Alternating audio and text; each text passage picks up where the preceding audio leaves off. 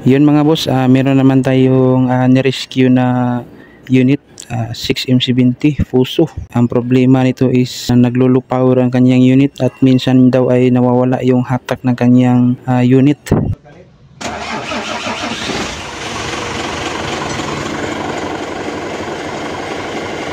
Wala namang problema sa kanyang andar mga boss, hindi din palyado mga bossing. Ang una ko munang ginawa mga bossing ay nilinisan ko muna yung mga sensor niya dito sa may pressure pump at saka yung mga strainer niya dito sa may pressure pump, pero ganun pa rin mga bossing. At pangalawa kong ginawa mga bossing ay papalitan ko sana yung sensor dito sa may accelerator sensor, pero ang nangyari ay nakita ko dito na parang lolos contact dito yung mga wirings niya dito sa may accelerator. So ang ginawa ko dito mga bossing ay ayan, kita natin na mga putol-putol na yung mga connection niya dito sa may sakit. Ang ginawa ko na ay dinire ko na lang siya dito mga bossing para hindi na siya lolos contact mga bossing. So may mga putol kasi ng wire na sinumpay-sumpay lang nila, pero ang nangyari is naging nalos contact. So ang ginawa ko na lang is pinalitan ko na lang ng bagong wire at saka dinire ko na lang dun sa kabilang wire mga bossing para safety siya ng kunti. Pagkatapos mga boss ay ayan, tinipan ko na mga boss para safety yung mga wirings niya dito.